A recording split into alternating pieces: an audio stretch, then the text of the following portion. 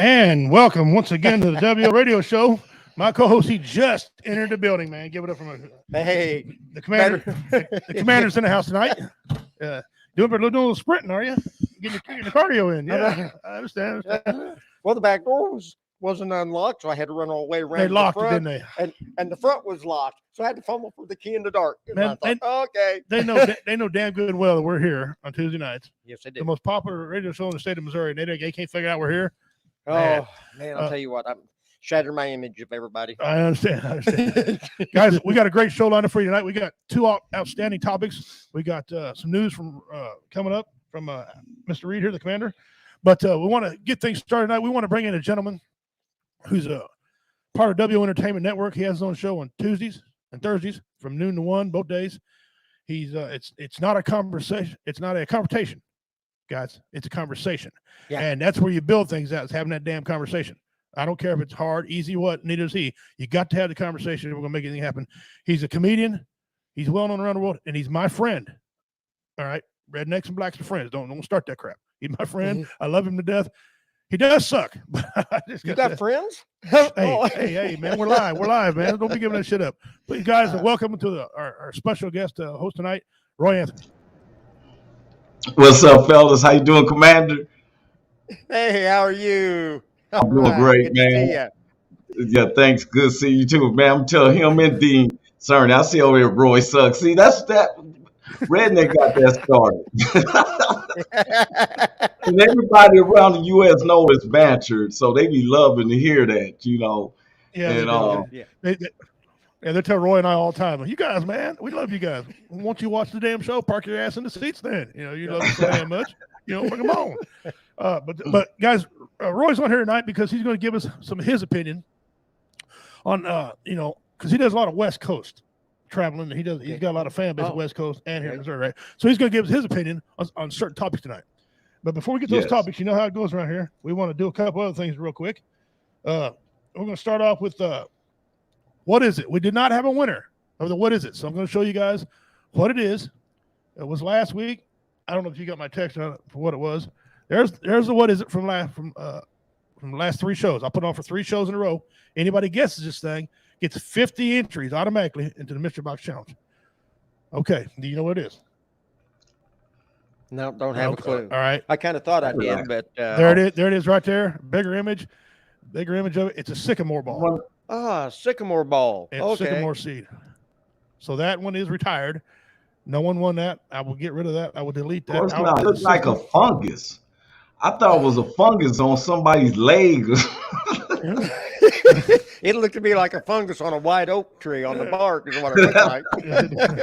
Here is your brand new. What is it? It's a brand new. What is it? And I'll be showing that periodically through the show. I had a boil on my ass that looked like that one time. I had mercy on my foot. I had mercy on my foot. Look like the same ass damn way. So, yeah. Woo. I don't know what it is, but it looks sore. It looks like I don't want to do it. I wasn't going to do that. That's what that looks like to me. So, let me quit playing. He said, hello. Okay. All right. And there you go. So I'll be showing that off. Well, how in the hell would we do that? Probably. I don't know. Hey, where'd you go, Roy? There you go. Boy, you let a redneck run things. It's going to happen. We are equal. All right. That's why we get the name. Your box is bigger than my box. There you go. So welcome, Blue Phoenix. Thank you all for coming in here. Dean and Sonny, thank you guys. Share it out. I was in the process of sharing. This intro don't last as long as my other one did, so I don't get a chance to share much, So we're good on that. All right, I'm going to do my rant real quick. All right. I am getting real sick and tired of these fast food restaurants wanting $15, $20 an hour. When you go through the drive-thru and they can't get a freaking order right, you sit there for 45 damn minutes and they can't get your order right. You speak clear, concise English. I know because my wife's articulate and I let her speak for me. Okay. And all I wanted was a glass of unsweet tea. Unsweet tea. I pull around that damn thing. They hand me sweet tea. And not just sweet tea, one sip and you're in a diabetic coma. Okay. Syrupy sweet. I go back and tell them, okay, no problem. Not once, not twice, 5 times. The same damn restaurant has did this. Okay, 5 times. You're going back to $7.50 an hour till you get my damn tea right. All right, $7.50 an hour. If you want to raise, earn it. Get my tea right. You're a little slow on the uptake there, ain't you? Keep going back. Yeah, just an observation. Yeah, yeah. I mean, See, who asked for unsweetened tea? Not people. Not too many people ask for unsweetened tea. And stuff. If there's no sugar in mine, I'm not getting no tea. Well, it may be being diabetic, I can't have it. Yeah. It may be the way they're receiving it. You know, you may be talking proper, but in their ears, it'd be like more sweetened tea. Yeah. Make sure it's more sweet. You get there and you hear this on speaker. Hey, welcome to McDonald's. Can I take your order, please? Sound like Charlie Brown's mama. Yeah. Can you take my what? No, you can't take. Get the hell out of here. But anyway, so that's my rant. Okay. We're gonna get your news real quick. If you got some news, you want to go? Oh, do I have some news? I did have some news. What? Oh, just a minute. I'll be right back. All right, you get that. We'll get on. We'll get on with Roy. Roy. Okay, I'm back. Yeah. Oh, never mind. Roy. You didn't get the chance this time. You snooze, you lose. Darn it. Okay. All right. Hey, listen. There's some statistics that I just wanted to throw out here to everybody that just totally blew my socks off. You know, we're big on veteran suicide and all that, and please don't ever do that. But I got some numbers that I wanted to throw out here tonight that just kind of bring the reality into it. Okay. And they got just broke down into how these soldiers are taking their own lives. Okay. Oh, okay. Yeah, I've been wondering this. Okay. Firearms, 22,303 this past year. Okay. Wow. Just firearms. Suffocation. I don't know just what they're putting in there for suffocation. That could be anything from carbon monoxide to maybe hanging themselves. Who knows? Okay. 10,906. Poison, 6,623. And other forms of suicide, I don't know what other forms there would be. They didn't say that, but it's 3,595. That's pretty staggering numbers if you want to think about it. I mean, that just really knocks my socks off when you think about it. And this was last year's, and hopefully I'd like to see those numbers decrease. So people, if you know anybody that's hurting or you think they're hurting, I don't care if you make them mad by striking up a conversation with them and just get blunt with them. You know, hey, you know, is there anything wrong? Talk to me, you know. Maybe somebody will, maybe they won't. I don't know.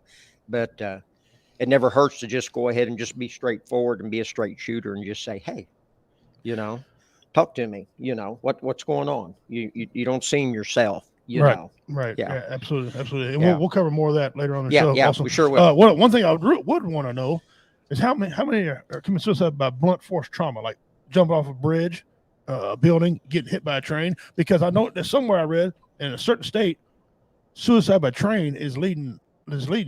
I don't know how you could actually, you know, how much discipline you'd have to be later on that train, get hit by a train. Really, your body's going to want to leave. That natural reflex. Yeah. I mean, how sad would you got to be in your life to have a train, get hit by a train, man? I don't know. Yeah, it's bad. Yeah, bad deal all the way around. Okay. All right, guys, we're going to move into topic number 1. Alec Baldwin. And you did some research on this. I want you to take the point on this. Well, I'm a gun enthusiast. I was born and raised with guns. I have my own guns. I don't hunt as much as I used to because I've gone through some health issues and stuff, and I don't like to get out in the timber by myself. But I do like to go out, and I do like to target shoot a lot. I do my own reloading. So, okay. You and my dad have a lot in common. Yeah, I didn't know. I just was raised that way. You know, my guns have been in the gun cabinet for a long time, and they haven't come out and killed nobody, you know. But this same with Alec Baldwin. I just want to jump on that real quick.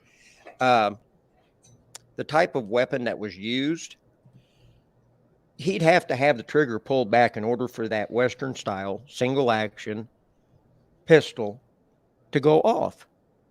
It's that simple. It won't. You can stand there with the hammer down all you want and pull on that trigger all day. It's not gonna fire around.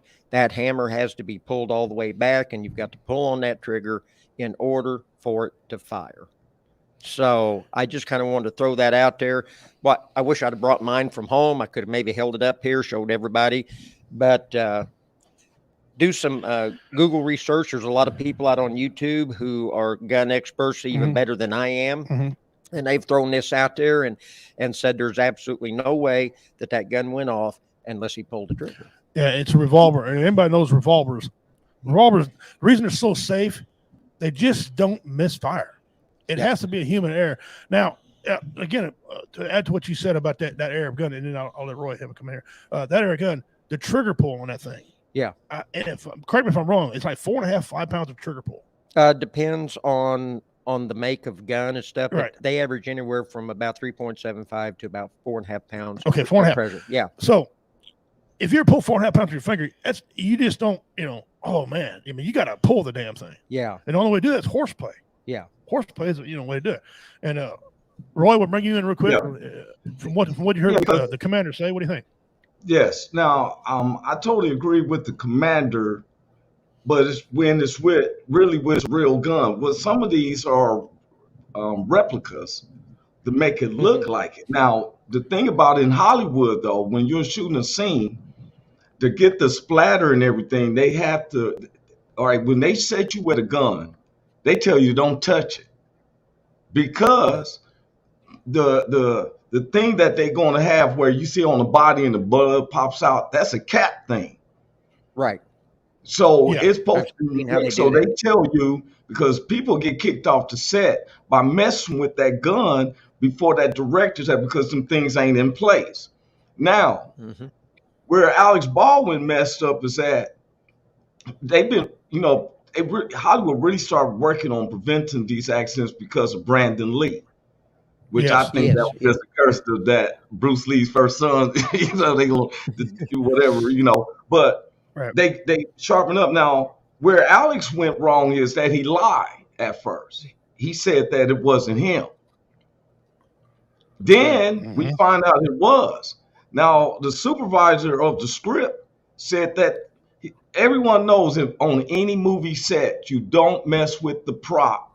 Even if it's a long rifle and they're doing a military thing, they tell you to point it down. You do not point it up until the director says action, because everything is in place. Right. He was messing with the gun and it went off. Now, to me, I feel like the mystery gets a little bit thicker. I think it comes into Sherlock Holmes with this because I think he was having some type of situation with the lady that accidentally got killed. Say it out loud, what everybody else been thinking. I'm Alex Baldwin. I demanded you give me the head right now or something.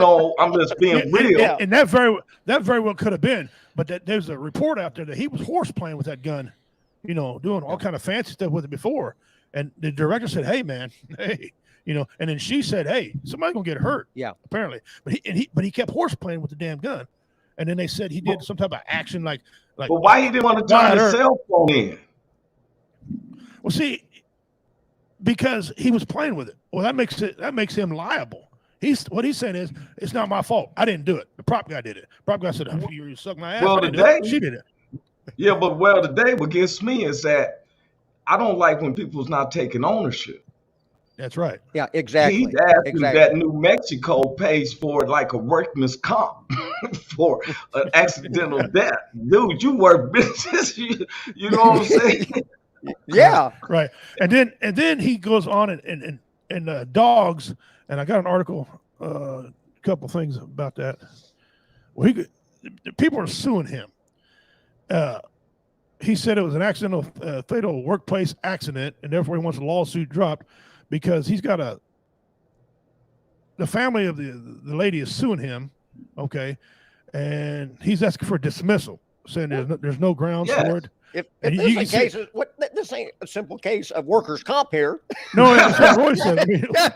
I mean, that's what he's saying. He wanted the state of New Mexico. The state of New Mexico is taxpayer money. You want the taxpayer to pay for something man. So if he's found to be a knucklehead with the gun, right? Negligent. Let's put it where it is. If he's found negligent with the gun, what do you think? I mean, you being out the West Coast, what's the vibe? Should he be held accountable with jail time or something? I mean, I'm not talking like a little fine and I'm sorry. Sorry his ass. That's somebody's mother, wife, sister. And Dean is right. It's the company, okay? It wasn't the prop guy who runs the material. Right. It was the dude who pulled that trigger. And like he said, you can't pull a bullet back. Nope. There's only one fingerprint on that trigger. Yeah, that hammer's got to be dogged back on that. Yeah, he'd be like, I've been in Mission Impossible. I've been with Tom Cruise. I know what I'm doing. and I mean, I think he should go. I think he should go to jail because, you know, and I'm gonna be honest with you. Former President Trump called about it. He said, "Just think you need to be looking at him." Yeah, you know, listen. I don't think it's, you know, he meant to do it. Okay. So, you know, not murder one, but listen, manslaughter, you know, negligent homicide. Negligent homicide. I mean, accident. People got to start being accountable for these careless accidents they're doing. Well, that's careless. Here's one of the big things that's coming into play here is you've got some actors and actresses that are educated on gun safety. Mm-hmm. And then you have someone like Alec Baldwin who is totally against guns and lobbies against guns and knows nothing about them. Right. And well, you can't teach a know-it-all. I found that out a long time ago. but you know, there needs to be education on this. You know, these people need to be educated. You can't shove the responsibility off on somebody else. You're the one that picked it up. I mean, you know, if you're trained in it, you know to pick it up and spin the cylinder and check and see if it's loaded, you know. I mean, but Commander, are you saying that he was advocate against guns? That's what I've been reading about, that he's anti-gun. Then that's a hypocrite. Why are you gonna be in a movie with you get guns? If you don't want anybody else to have guns and you're anti-gun, then why are you doing a movie with a gun in your hand? Well, it's like it shows you what a hypocrite gets. It's like the old boy that did all them Taken movies, Liam Neeson. Yeah. Liam Neeson doesn't like guns. But he also said, I'm not an idiot. If I'm going to use it as a gun prop, I'm going to treat that thing as a tool, okay? And so I'm going to learn everything I can about this particular gun. I had to say contrary. I had to say contrary for Liam Neeson. Man, Liam Neeson, man, one of his friends got raped, and she said that it was a black guy, and he went out in the streets with a gun trying to find any first black guy he thought that raped his friend. They arrested him because he was going around the streets with a gun. He thought he was really doing Taken 4. He thought he was, so then he has the audacity of saying, you know, I respect guns. I don't like them. I respect them. Oh, you do. Oh, you do. Okay. You treat him like a tool. Okay. Same with a knife. Okay, I understand. Okay. Yeah. He said with a knife. Yeah. Actually, that sounds like you're going through your other story. No, not yet.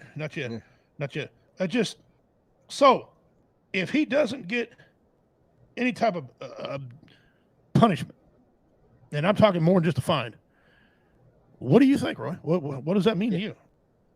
Well, to be honest with you, I'll be thinking, I'm going to say it again, you know, I can't just say privilege because I would say, you know, once again, wealthiness or popularity, because I always like what Lori Loughlin did when they spent millions and millions of monies to lie, but then here's a mother who uses an address so her kids can get better education, and she gets 5 years for changing up her address, but this celebrity gets off better. You know, the thing with me, it ain't even about celebrities. it's the remorsefulness. I don't see that from Alex. Dude, you took up someone's life. Yeah, there's no conscience there to what he's done. Absolutely nothing. No conscience at all as to what happened and what took place. I totally agree with you. Totally. Yes. And he cares more about his reputation as a Hollywood actor than to being a human being. Yeah. Reputation, man. You done killed somebody. You about to be in there with Beretta. And we ain't gonna give you a parrot to set on your shoulder. For real. Because I don't feel no sympathy for him, because somebody's family is that. Okay, y'all know I'm a Raiders fan. One of our receivers was drinking. He sat up there and he killed the lady by being drunk, which is irresponsible. I don't feel sorry for him. Now, and he was speeding, He was speeding, drunk, period, and stuff. Yeah. Lady had to watch. Now, here's somebody. Can you picture that lady being shot, and she's shocked, like, wait a minute, I'm here at work, and I'm just shocked. It's a shock to her system. Now they panicking, trying to get her to stop bleeding. I don't see Alex doing like this. No. Forget my career. Take care, General. There's a life. Right. And so I can't feel bad for him, Dean. No, I don't feel bad for him. No, not in the least. I feel bad for them people's family, because their daughter went to work and believed, and she thinking her career is set. I'm working with Alec Baldwin, and next thing you know, she ain't coming home. And the kind of irony, he was making fun of people. He's ran his mouth about certain things. He's drug his political views into it. We all know how much he hates former President Trump. We all know how he claims to be against guns, uneducated against guns. And this happens to him. You talk about irony. Okay, define irony. Right here's irony, man. Over under. How long before it becomes a Saturday Night Live skit? Oh, so we'll see. That's why I say about Saturday Night Live, because that was their boy for a minute. He was constantly imitating former President Donald Trump. He was constantly imitating him, so he became like one of their own. I don't see, you know what I'm saying? I pushed that envelope. Yeah, and he wasn't that good either. I mean, not saying anything, but I know a guy does a great job of it. Anyway, so I'm thinking, and this is where I'm going right now until I see different. I think he's going to get out of this deal. I think his celebrity privilege, rich white man privilege, whatever, Alec Baldwin, hell, he Democrat, whatever privilege he's going to carry, I think he's going to carry him out of this. He's going to take the fall, like Tom Brady had the equipment boy, take the fall for inflated balls, which he didn't do. Come to find out, inflated balls would have helped him anyway, right? So I think it's going to be something like that. I really think he's going to try to escape this deal, unless I miss my guess. And now they're saying, you know what, we need to do something. This is the era of people getting punished for accidents. Maybe we need to keep this level. What do you think about my statement there? You know what? And I feel first I want to say Dean is right. I seen what he's saying. Dean feels he's guilty. He doesn't feel he's guilty because he's not showing remorse. Right. When Tom Brady actually had the ball, it was for him to be able to grip it so he can throw it faster. There was a reason for the deflation of it. Cheating is cheating. Right. Like a lawyer told me one time, it's not a crime until you're caught. Unfortunately, that's true. Yeah. Exactly. How long has he been doing that until somebody recognized that? Who checks the PSI of air in a ball when you're in the midst of playing a game? Right. You see what I'm saying? So, but he blamed somebody else for his deal. Do you think Alec Baldwin? Do you think my statement is correct or not? That he's going to escape this? Yeah. I mean, he's not accepting the guilt for himself, so it has to be other people. He's not accepting it. He said the state of Mexico. It's probably going to be the poor prop guy that's going to get nailed for it, or somebody down the line like that. Probably a big lawsuit, but I don't foresee no lawsuit happening to him. I don't foresee him, doing any jail time, because you ain't going to admit it, and they're going to have to prove it. And that's another issue. How are they going to prove this? Well, it comes down to the same old thing: money talks and bullshit walks. I mean, you see right here, there's 7 articles right here about everyone who's involved in that deal to drop the civil case over this Russ movie. You got celebrities coming out of woodwork. You got famous actresses and prosecuting attorneys who prosecuting attorneys not even on the case, need to mind their own business. If they're not in on that case, they're not. But see, that's the supervisor. The script said he was right there. He's the one who's been telling them what's going on. Now, I don't think that dude is going to be bought, because it was one of his team members. They was all, they're a team. Alex is a celebrity. We bringing them in. Alex think he's above these people because they kind of was a low budget movie production. Right. Now, because at the beginning he was pointing at everybody else. We felt sorry that he was involved with that type of situation. When it first happened, we felt remorseful for Alec Baldwin, like, oh wow, he had to be part of that. Until you find out that Dean is so true. I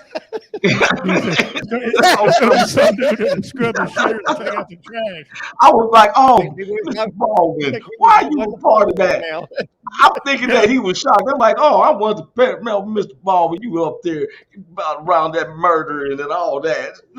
Come on with this sweetened tea that they try to give over the redneck. You know what I'm saying? Tea, so you shouldn't have been involved with that. You was on Saturday Night Live. Now you sit up here victim. Come get you some sugar, Ted. Come on over here. Let me help you.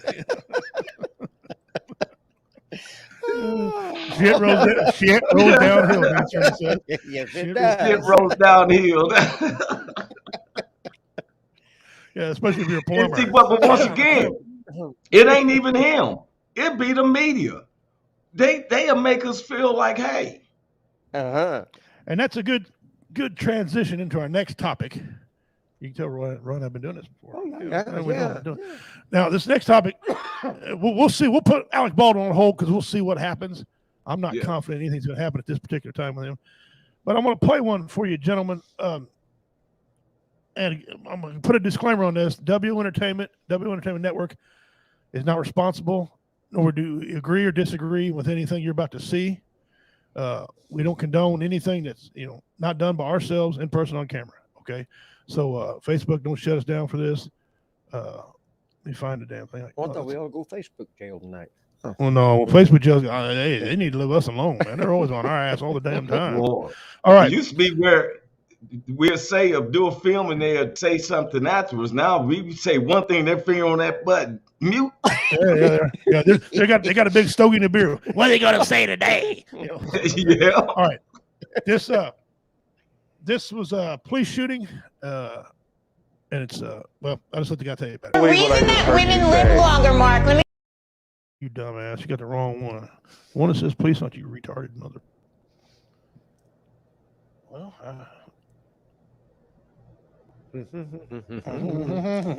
Retard. I can't see now. Somebody needs glasses on.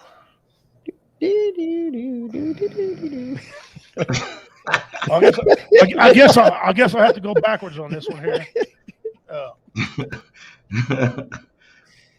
We'll do something, even if. So, let's have a conversation about this. This guy brings a gun to school, shoots 4 people, including a teacher, bail set at $25,000, released the next day. We all know the story on Kyle. Don't need to repeat it, okay? Bail set at $2 million, just for acting in self-defense. Please tell me about that racial injustice, and I'll tell you about that bullshit you on right now. Either way, that was supposed to be before to the story, but either way, what I'm getting at here is the media is going to drum this up. The media is like, well, he won't be treated the same. Well, I think he was. I think the gentleman, well, and it's a different situation. Kyle was an altercation with three people, killed two of them. Okay, I'm not going to tell you if he's innocent, guilty. I'm not getting on that. The media made it seem like, the black gentleman wasn't being treated the same way. Okay. Mm-hmm. And then they turn around, and then some media say, well, no, Kyle Rittenhouse treated better. That's the media saying that. Guys like us watching it, we're not saying none of that because we don't give a rat's ass either way. Lock them up. If they need, we have a set of laws in this country. And it's supposed to be the same for everybody, and it's not. Mm-mm. It's not the same for everybody. It's not the same if you're black, white, mixed race, poor. It's not the same. So I played it for you, Roy, because I wanted your take on that part right there. Can you tell me what you're thinking? For one, the guy's bail was set. The young black guy, his bail was set. Somebody posted his bail. That's why he gets out the next day. Now, they always use like, I'm gonna give, for example, they was trying to do a recall on Governor Newsom to get everybody sympathetic. They threw up this black guy to be like the token. This guy that just came on and stuff, because the two stories is different. This guy should never been have bail. The young black guy, if you went in there to a spot and shot 4 people, we don't need you on the streets again because, period. Kyle Rittenhouse is a little bit different because it's not about you found innocent. It's that you've been parading around it. Because the two of them of Kyle Rittenhouse was self-defense. The third one to me was a marked murder because there's that guy who he shot first was the one who was found was innocent from molesting one of his family members. And see, there's where they stopped that part. Yeah, they didn't let that go on. And a lot of people didn't know that part about it. And I found the other part. I forgot I labeled it.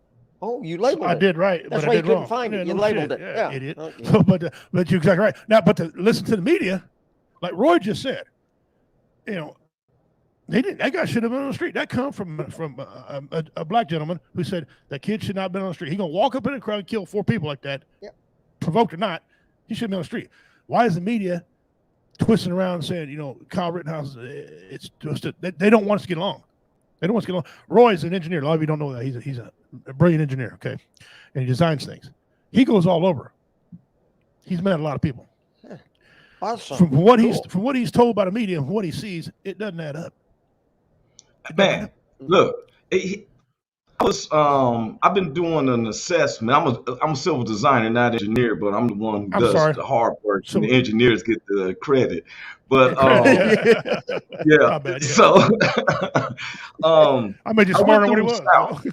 I went all through the South, North Carolinas, the Georgias and stuff. I'd never seen cotton fields and everything, but I was in little cities like Asheville, North Carolina, and West Jefferson and stuff. And everything that the media made me think how it was going to be if I went down there, and I'm from the city of Los Angeles and all that, I went by my own, and I had the best of times. I didn't change up my voice. I accepted people how they were, and they accepted me for how I was, and it was like that. Now, what gets me about the media is that, for one, I didn't care what race the black dude was or white dude. If he went in a place and shot 4 people, and that was self-defense, to me, that's what they call a person who group kills people, whatever. He don't need to be on the streets. That's an isolated incident. That's an isolated incident because what happens, though, in the streets, if you are a teenager, my son going through this now, and you're around a gun, period, it is considered adolescent felony, automatic 2 years. That's for a teenager just to be around of a gun in California. Some states are just totally different. Yeah. Adolescent felony. Yeah, adolescent felony.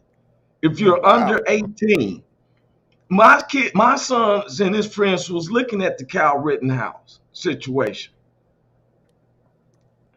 and thinking like, well, wow, if he can do that. But California said if you even be around one, you're looking at 2 years as an adolescent felony. Right. Well, all right. So that's where the media is treating us. Now, here's the one I wanted to play first time, Roy, and then give me a comment when you see it.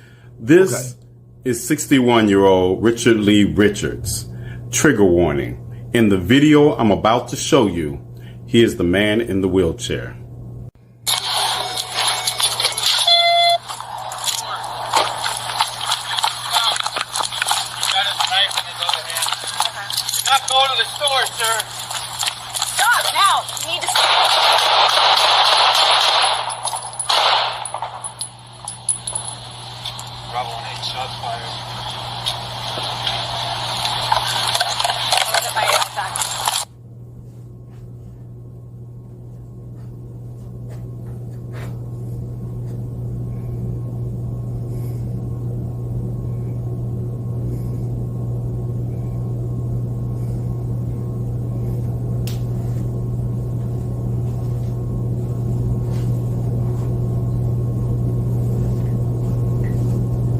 Bravo 15, we have one gunshot victim.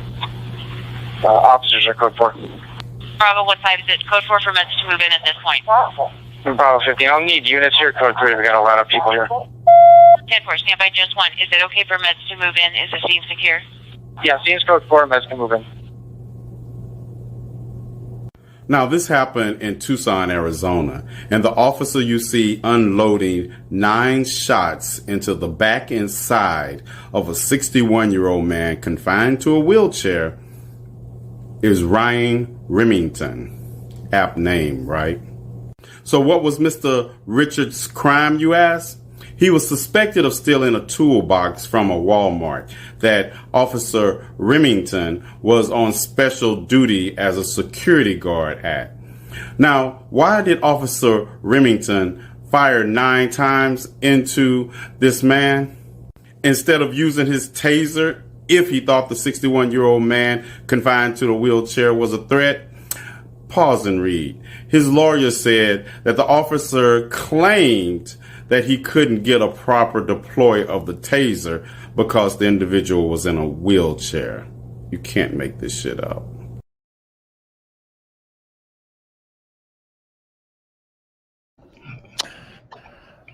Me back on. Yeah. So there's a lot to, just like an onion, there's a lot to unravel here. You can't make this shit up. At no time did I see high pursuit. Yeah. Roscoe P. Coltrane. Roscoe P. Coltrane wouldn't even do that. Okay. I didn't see him reach for no type of taser. All I seen was you can't go in that store like he was moving Mach 0. He was moving Mach 0. You could walk him, just kick him over. I mean, man, you know what? I'm saying the same thing as you and Dean said. What the? You can't go over it. I'm gonna kick his chair over. It'd be like that show Laughing. You just, you kicked over sideways. Yeah, they taught us to do that when I worked as a prison guard. If you see them fight, just kick the chair over. See, they're done. People don't understand when we talk about some of these police just start shooting. I keep saying is that to be a police officer, you need to have at least an associate's arts degree or some classes of humanity. It's not just a target. I've heard you address that before on your show, and go explain to everybody what you mean by that. See, okay, a lawyer, they call them a lawyer because they have overly understand the law.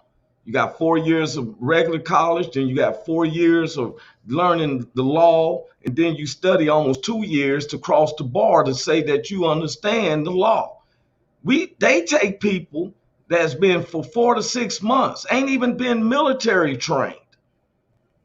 4 to 6 months, and you give them a badge and a gun to uphold the law, the same law that these other people 12 years to know, but you giving me this guy 4 to 6 months with a badge and a gun to uphold the law. He don't even know the law himself. And so then if you don't teach them some type of classes of humanity, or you're telling me that you're so overtrained. I've done heard this over and over again since Oscar Grant, January the 1st of 2009, when the guy said he thought he was pulling his taser. I'm not a police officer, but I've been taught that the taser goes on the opposite side of the hand. If you are right-handed, your gun is at your right hand, your taser is at the left. So you automatically know you're reaching over your body to grab it. How are you not knowing? How are you forgetting your training? And what are you on the streets for? And I'm tired of hearing punishments of, oh, well, he was fired. Man, that ain't no... Do you hear us getting? Yeah. Hey, let me kill somebody. Well, Roy was fired from his job. You think? You think? You think? That particular video. He won't be at Walmart in the morning. No, yeah. He ain't bagging your groceries. You can forget about that. I watched that video. Look, I remember them shooting a homeless lady in LA because she had a box cutter. The blade is only about this big. You unload 11 shots. Well, it did teach me one thing. They can bring a knife to a gun battle, but good Lord. Man, she's no harm to you unless you're within 8 inches of her. Okay? Yeah. I mean, you got to be right up on her before she's any harm to you. An old lady like that, a judo chop to her inside of her neck, it'll crumble her down. Yeah, half-cocked Judy. Yeah. This guy is shot 9 times. You cannot use, you had a thing, you shot a man 9 times in a wheelchair. Yeah. And the only penalty I hear is, oh, he was fired. Because this guy was a security guard, and he allegedly, they never found a toolbox, by the way. They allegedly stole a toolbox from Walmart. Come to find out the toolbox is bigger than the wheelchair. Now, unless it's a power wheelchair with a log chain to it, he ain't dragging that toolbox no freaking where. Go please with it. He in his wheelchair like this. Yeah. And there was no video of him pulling this. The word allegedly. I mean, okay. No, I just want to throw something. Go ahead, man. Go ahead. Okay. Yeah. I sit back sometimes and I read the newspaper on these shootings. I hear about it on the news, how police officers are involved in some of these shootings and some of the people that they're actually killing, supposedly in the line of duty. Okay. I was in law enforcement for 6 years, got a degree in criminal justice, got hours and hours and hours. Okay. Now, this goes back to the day before the bulletproof vest, before the automatic weapons. You know, there wasn't hardly anybody around in here, anywhere from 2 to 6 o'clock in the morning. You was all by yourself. So if you're going to be a big enough boy to get yourself into something, you got to be a big enough boy to get yourself out of it. Yeah. You know what I'm saying? Yeah. 6 years, I pulled my service revolver twice. Wow. One time a guy was standing there with a machete, which is kind of hard to use unarmed defense, that we called it through the academy and extra training. We did a lot of unarmed defense, so we didn't have to pull our service revolver. They trained us on this. And the other time was when a guy pulled a gun. And so there you go. That was 2 times in 6 years. But both times I had to be mentally prepared to pull that trigger. But then, is it safe to pull the trigger? Once you pull the revolver, there's a lot to take in. Where's that bullet going to go? Is it going to stop? Is it going to go miss? Or you're going to go through him and go into somebody's house and hit somebody in the house?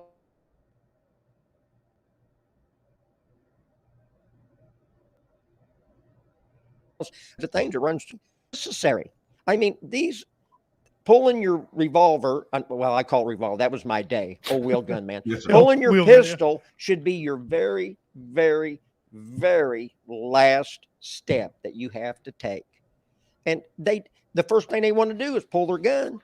Yeah, at the drop of a hat, they unholster that thing and pull it out. For every little thing. Yeah, for every little thing. Look, this is a true fact. I was told this. I've seen this many times. I'm one of them guys that's got the reputation. Yeah. When somebody calls, we're like, oh shit. Yeah. I ain't going to his house. So 2, 3, 4 law enforcement come to my house.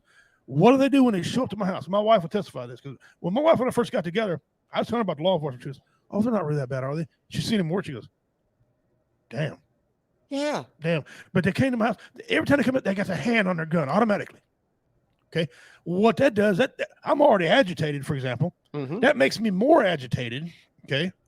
And me being from a family of outlaws who are not friendly with police anyway, I'm thinking they're going to assault me. Mm-hmm. I'm prepared to kick their ass. They're prepared to shoot me, you know. And then when they come up to me, I got darker skin than most white people in this area. I got a baby fro, but he says I need some type of conditioner for it. but they see that, they're like, it's a Jerry curl. He needs activator.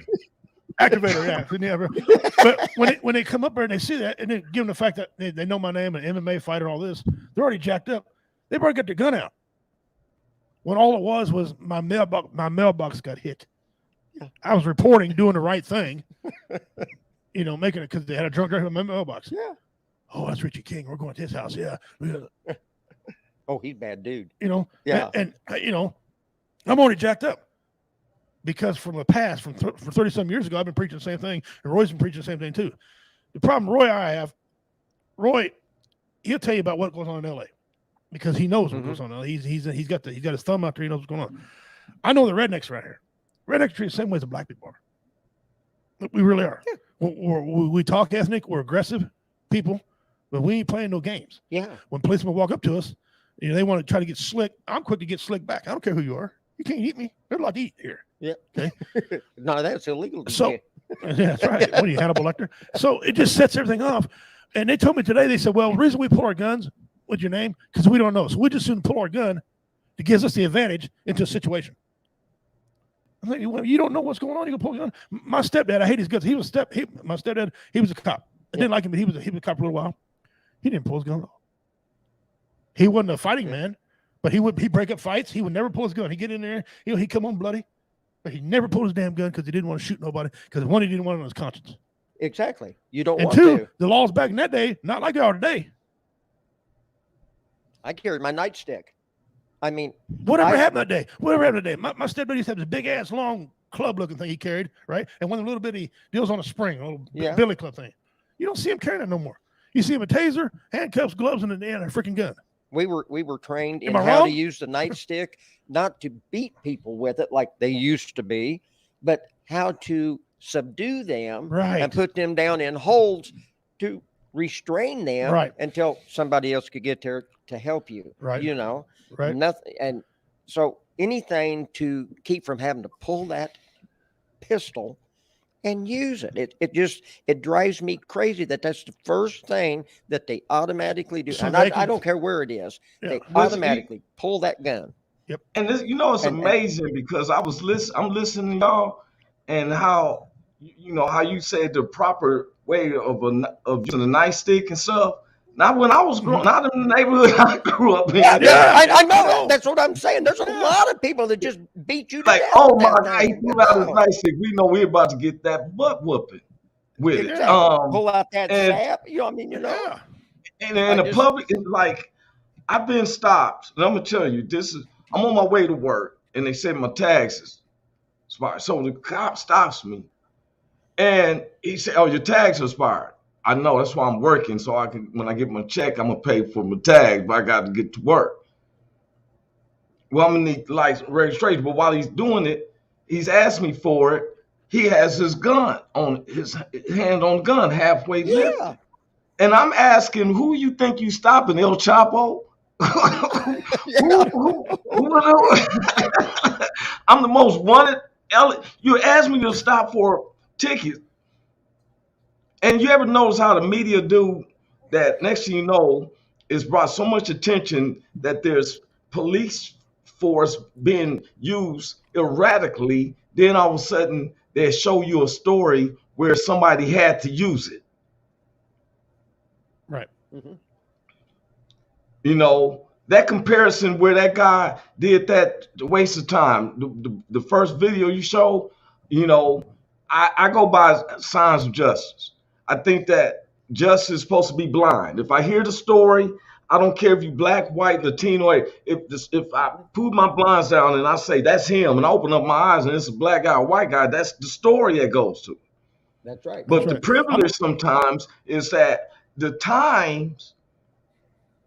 See, y'all probably don't even know. The past 5 or 6 years, we got more black and Latinos going to prison for misdemeanors. When did you start doing 2 years for have a DUI?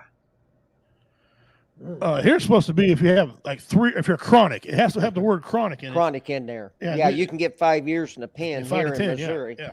Also, Andy Reid's son's about to go to prison then? It's his second offense. He should be going to prison. Third offense. Is it third? What do you say, third? Third. That's his third offense. Okay, second or third. Well, yeah, he should be every means. He should be. They don't pick him up at his home. He's supposed to go like Monopoly. Yeah. You don't get to go past go. You're supposed to go directly to jail. Right. Don't collect $200. Just keep on going. That's what I'm saying. You don't collect none of that. Sorry. But I will give Andy Reid credit. I will give Andy Reid, the coach of the Kansas City Chiefs right now, who's advancing the playoffs in your Raiders, by the way. I'm just kidding. I will give him credit. He told the media, he said, nor I will the Kansas City Chiefs organization assist him or bail him out. He said, it hurts me as a dad to say this. It's my son, and I still love him. But this is his. He's on his own. Yep. So, and you know what? I never bring his name up. I say his son because I be forgetting the guy's name, but I don't blame Andy Reid. Hey, I was leaving that, but you hear what Rockbox wrote on there, right? Yeah, Rockbox is awesome. He said, hey, Roy, remember they used to beat us and drop us off in another hood. That's the truth. You don't know about the situations. Yeah, that's before they start shooting you. They just beat you and drop you another, They put you in another hood. Look here. You think them guys, some guys in another neighborhood, they already knew. You think they show you sympathy? Hell no. You trying to run with broken ribs. I'm gonna play that video one more time. And I want y'all to listen to the end of it after he's shot. And listen to the code they are saying on there. Okay, when the ambulance, when the ambulance shows up. This is 61-year-old Richie. What'd you say? Doesn't the guy, his partner, sound real remorseful? Like, usually it's a like, cycle. Oh, shit. Yeah, like, oh, yes, shit. Doesn't he sound like that? Yeah. Okay. Yeah. Let's do it all again. This is 61-year-old Richard Lee Richards. Trigger warning. In the video I'm about to show you, he is the man in the wheelchair.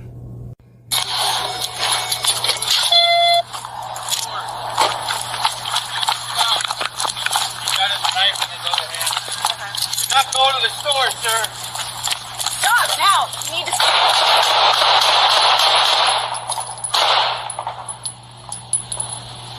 Bravo 1-8, shots fired. I'll get my back.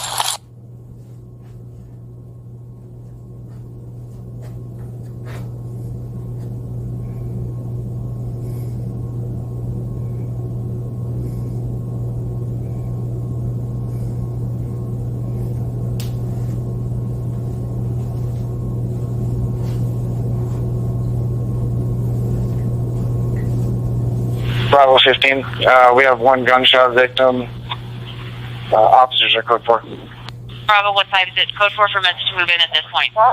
Bravo 15, I'll need units here, code 3. We got a lot of people here. 10-4, stand by just 1. Is it okay for meds to move in? Is the scene secure? Yeah, scene's code 4, meds can move in.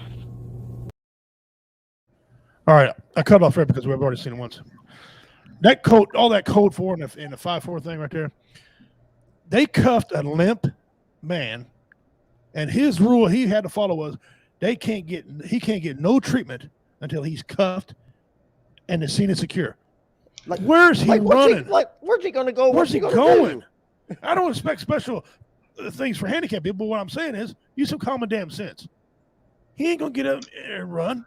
Common sense, humanity, man. Look, for one, the man's in a wheelchair. I just read that. When we saw the video, I didn't read that little caption till just now. You handcuffed the man, and 9 times you don't offer no CPR. You are a murderer, man. And if you watch the video, he grabs him, pulls him to cuff him. That is wrong on so many levels. Man, he's just as worse as that. He's just as worse as that guy on Silence of the Lamb. Put the lotion on the skin. You are a cold-blooded killer.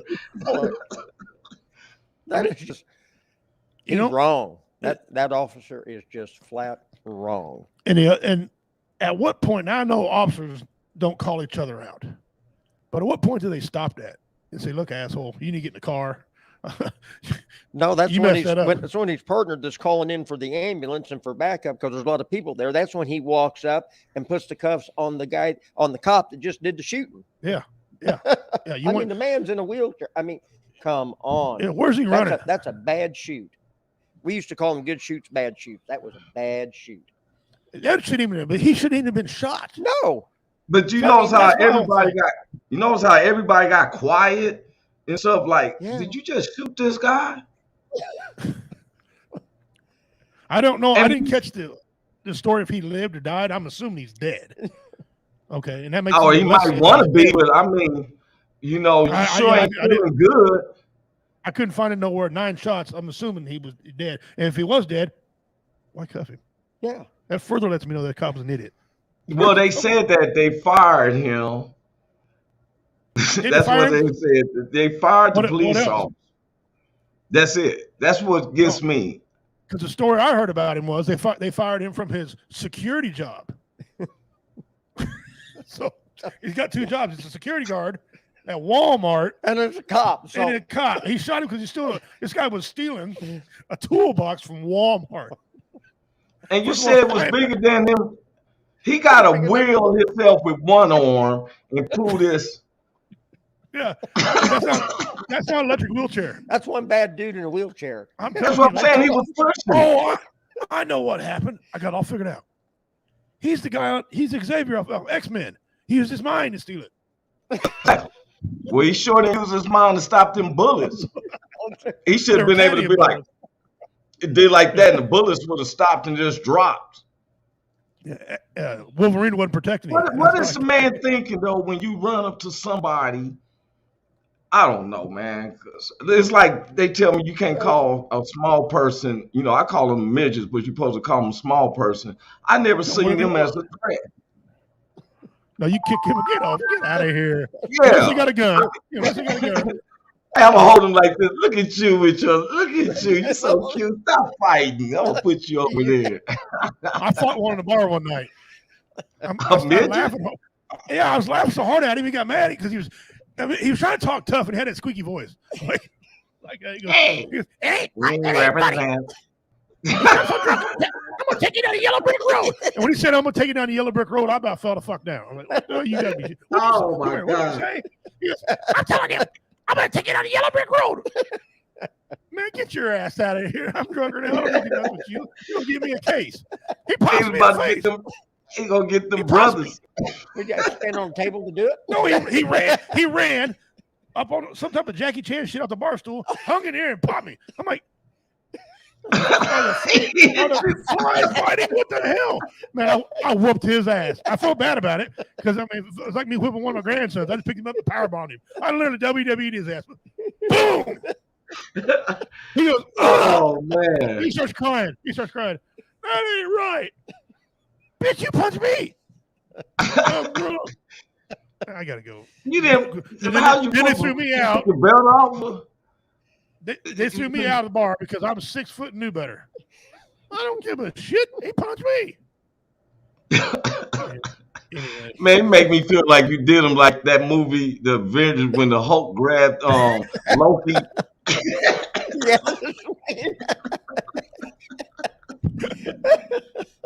If I'd had a green shirt on, that'd have been awesome. You're lucky his partners didn't come. You're lucky his partners didn't come like a gang. We represent. But when he said yellow brick road, I started laughing. That was just some funny. Honey, I'm gonna send you up the yellow brick road. Oh my God!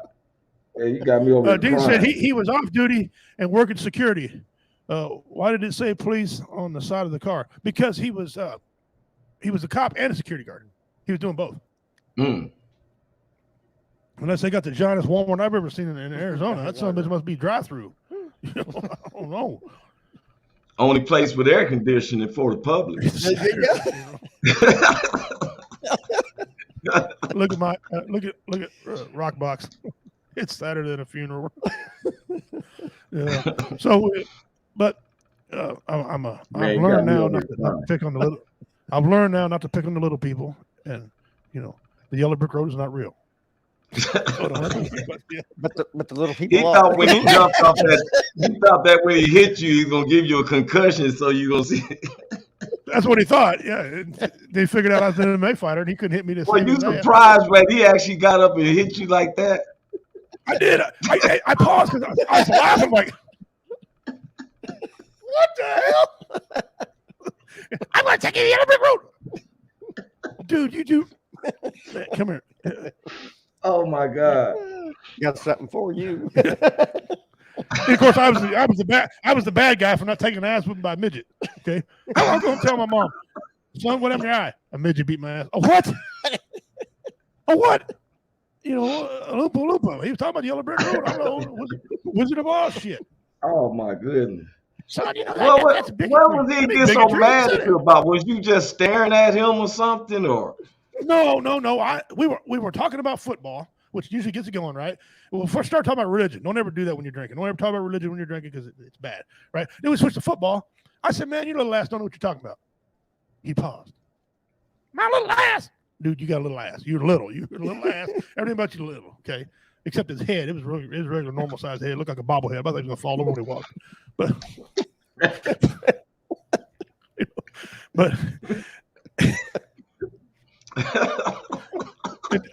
and I might have, now you can see it, can't you? It might have been. Look at camera. They might have been a mention of going back to Ringling Brothers, the circus. They might have been a mention too of that by somebody. And then the fight broke out, and Superman punched me off the stool and got power. He got power bombed on the counter. That noise he made, I'll never forget that. I thought I crushed him. Oh my God! He started crying. Why would you do that? What did you do to him to make him say that, man? You just said you whooped him up. What did you do? I told him to move his little ass out of the way, and he took offense to being called little ass. No, I know, but I'm talking about when he hit you. How did you beat him up? I grabbed him. I just grabbed him and picked him up, threw him in there, and boom, just power bombed him. Right on the fucking thing, man. I just grabbed him. I mean, dude, I'm 6 foot. At that time, I was 235 pounds. I run like the wind blew. Where the fuck is he gonna run? What, you gonna chop his little legs? You gonna outrun me or something? Shut the hell up. His head was so damn big. His head was so big. He didn't have much neck, thank God, because I'd probably popped his neck or something. That power bomb. Oh man, you threw him off that room, didn't you? No, sir. I power bombed him. That's all I'm telling you. That room, and he stood up and, why'd you do that? Oh, he laying there. He didn't get up. He laying there. Why'd you do that? Oh man, I got kicked out, and it's just a whole mess. That's terrible. It was. I didn't just get terrible. Horrible. I saved about $45 though in beer money. Not drinking it, so that was good. But now every time I watch a Wizard of Oz, I start laughing. Wife's like, "What are you laughing about?" Nothing. The yellow brick road. That guy looks familiar to me. That's a code by midgets, I guess. We'll see the yellow brick road. Get up the yellow brick road. Man, once you get the. Oh my goodness. All right. We're getting off the rails here, so let's do that. All right. It's time for a couple other segments that we got going on here. The first one's called Say What? And I'm going to show you something, and it just, here you go. Is that boat jumping? Is it launched? Is it far off? Say what? I think it's, what's that, one of them hovercrafts or something, or they just they kept it at its level and lowered the ocean on the Photoshop. It's actually an optical illusion. So far off in the so horizon. far out there, yeah. And the light, where the light hit it, light's reflecting off the ocean out there. It's actually floating. If you look closely, I blew this damn thing up. There's waves right next to it. So, but that's part one to say. What? Here's another one. Take a good look at this. But they trying to frame in a air conditioner with a wood up against the glass window. But it's backwards. It's backwards. Yeah. They got the exhaust going in the house. They got the cooling. They're cooling. They're literally cooling the outdoors. I ain't cooling the outdoors. Yes, you are. Yes, you are. You're cooling the outdoors. They looking right at the dials. His partner is like, he's like, no, he's like, man, that looks good, doesn't it? You got a sweet tea back there to drink. It'll probably, about to go and die. Damn. Say what? Dean said pimping Goose getting ready for winter. I got a little money. I got a central area unit. Okay. All right. This came to us from KC5 out of Kansas City, Missouri, Channel 5. Tarika Clay, 30, is charged with first-degree assault and armed criminal action after she allegedly shot a McDonald's employee in Coal Valley, Missouri. What? Here's the rest of it. A woman is accused. Court documents state that 30-year-old Tarika Clay argued with the McDonald's employee working at the drive-thru Wednesday afternoon about a discount on French fries. An argument continued when the employee went outside to smoke on break. Clay then allegedly hit the employee in the head with a gun and then shot him. It says shot them right there, shot them. So shot him, shot them. Right? Is there two involved? What the hell? Right? How bad were them fries? This incident that happened just 1 p.m. at the 1790 Fluorescent Road in Cool Valley, Missouri. The incident was captured on video, according to the police. Oh my goodness! Oh,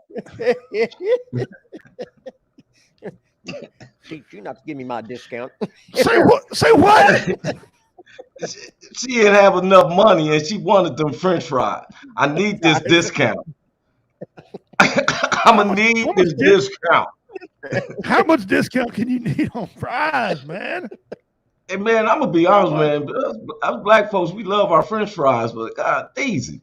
It's over the top. Are you love it so much you're willing to do some jail time with French fries? I don't know. I will pick one up that hit the ground and I blow the dirt off of it or something like that. But I ain't about to, I'm gonna ask that. Hey, what can I get there? What are you in here for, girl? You want in here? I bet they give my fries next time. I bet they give my fries. Yeah, tell me right now, Roy. Tell me right now. Somebody in there saying that right now. I bet they give my fries. Wait. Captain is crazy. He said, girl, what you in here for? Say what? All right, here's what is it again? For those of you, there's your second opportunity to figure out what it is. Here's what you do. You write in the comments what you think it is. I will only respond to you if you are correct. Okay? I will only respond to you if you're correct. And if you are right, you get 50 entries into the mystery box, which has different swag from different people, different things people donate. Some cool stuff in that mystery box. That's a dried up sardine with the eye starting to go out. No, I already read it. I already ate it. Okay, number two. It got water drops on it. Number two of say what? What the? Oh my God! Where? Tell me that ain't country. Tell me that ain't country. That ain't even redneck. You got some redneck like, no thanks, I'll pass. I'm gonna make my own damn eyes. Screw that. What is that? Excuse me, sweetheart. Give me the one off the bottom. Give me the one off the bottom. Have a good day.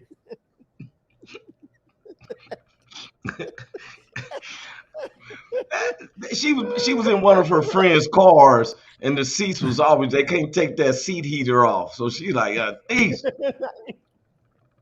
But yeah, we'll go with seat heater. Yeah, that's what we'll go with, seat heater. Yeah. But now look, whoever did the commentation said this is why you never take the top bag. Because there might be a lady that sit up there and fart on the first one. Fart hell, she might have some vag problems, and she's lost her damn. All right. Look at Roy. Roy's like, wait. I'm still trying to figure out, well, what make her just open up that door and hop? It looked like she couldn't even get up there. I know. How she climb up there? Did it before. She did it before. Look how comfortable she is. She's comfortable. Okay. Man. Excuse me, ma'am. I need to grab a bag of ice out of here. Yeah. I'll take one off the bottom. Thank you. You can have that. Matter of fact, you can have that in yourself. Look what Dean wrote. Dean crazy, man. What? I'm sorry. That's. The doctor told her that you got severe hemorrhoid problems. We need to keep it on ice. Tux just wasn't doing it. I can't afford preparation H. Let me use a bag of ice. I ran out of Tux, and I can't I needed to cool it down. My doctor said my hemorrhoids are swollen. I need to keep That's right. If you get chocolate ice, it ain't my fault. All right. If you get chocolate ice, it ain't my fault. Somebody actually went home and said, "Damn, my eyes smell like shit." or yeast infection. What the hell? Right, here's another one of you don't say. Here's a third one. Don't laugh.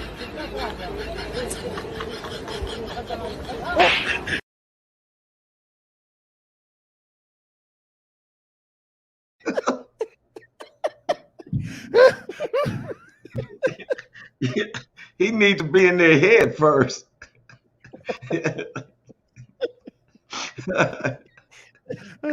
That's like here in a minute. I gotta see it. Don't laugh.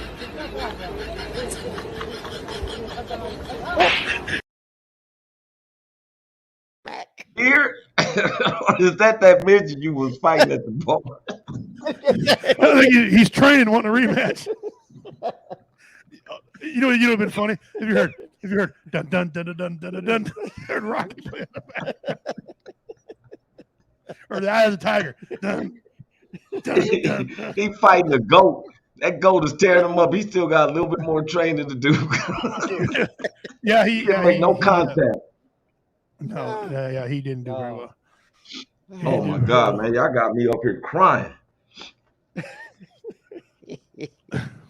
That was our two of our new segments. You don't say what? Say what? Let's say what? Okay. That's good, dude. It's short here saying. Excuse me. Oh. I know if I came out the store and seen that woman, I know I'd be like, say what? Now you're in trouble. You're like, man, that damn pimp, son of a bitch, over here laughing. What are you laughing nothing? Go on, lady. Get you. Do you? Okay. I don't want no ice, but you do you. I'll drink warm beer. I don't give a shit. Oh snap! Needs a sound from TikTok. Wait a minute, was that a midget though that got headbutted by the goat? They're called pygmies. That was a pygmy. Yeah. A pygmy fighting a pygmy goat. The pygmy goat was bigger. That guy, whatever that was, had a beard. That was a grown ass. Yeah, he sure did. That was a grown. That's a grown ass whatever. I don't know the political term. I'm sorry, grown ass midget. I don't know. I mean, that's how much a shame. Grown ass little person. Yeah. He was really little. Like his head wasn't even bigger. He was I got grandsons literally bigger than he is right now. Okay? Yeah, I got grandsons. Yeah. So we're gonna go on to Pimp's Pet, and Pimp's Pet, guys, is the Hoot Owl this week. Go back over here. The Hoot Owl.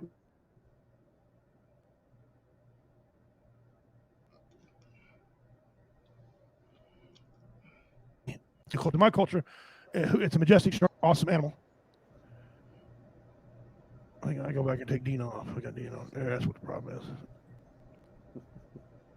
A nocturnal. See, you got there. Yeah, very nocturnal. And their hearing is exquisite. Just no, look at him swooping in there. Look, you got the eyes with the sight and their hearing. You just right in there, boy. They're a cool ass animal. I have the honor of wearing one of their feathers on my headdress. So that's pretty cool. In my culture, that's courage and brave. And so they're a very cool animal. And give you a little bit about them.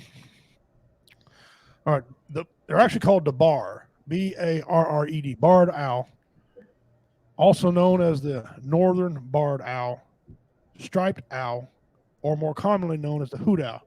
Hoo, hoo, hoo. When you hear that, that's them. Okay. Hoot owl is a North American large species of owl, a member of the true owl family.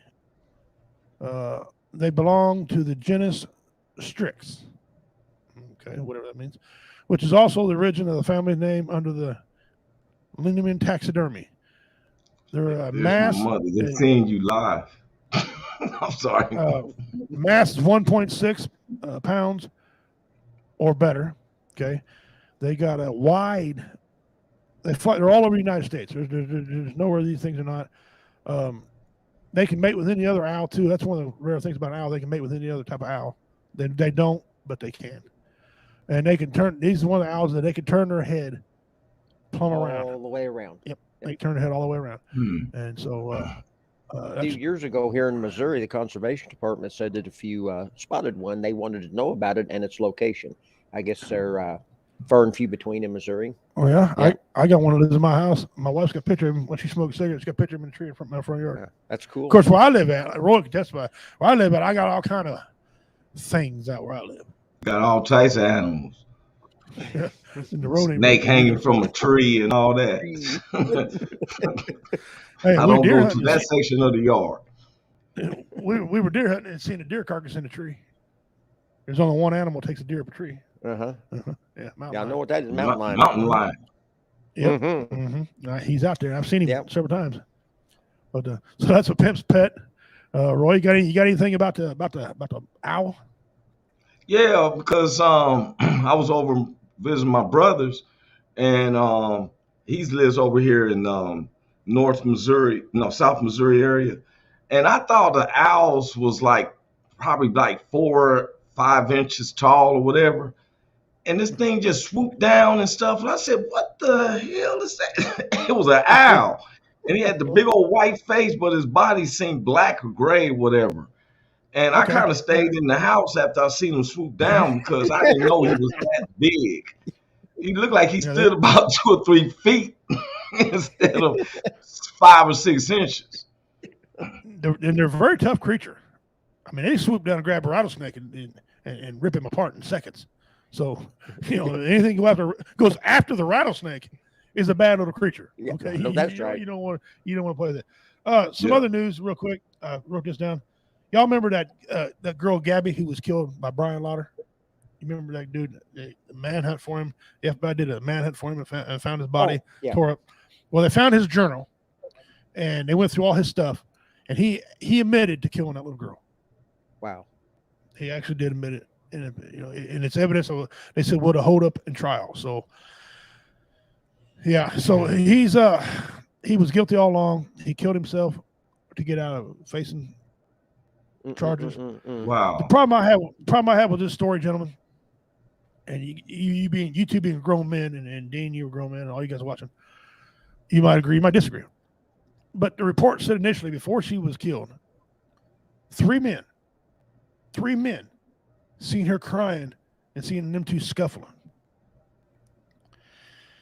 If I would have seen that, I'd have been the one going to jail, but she would have been safe. Because this was a little girl, right? Yeah. Well, she said 3 guys. She's an adult. She's an adult girl, and he was an adult male, but he was like 5'8", 160, and she was 5'4", something like that, 5'3", 5'4". If she broke 110 pounds, but she was the cop had her pulled over. She was crying and disheveled. Then the police officer let her go. But before that, 3 people seen them two scuffling and her crying. Am I the only man here that would have whooped his ass?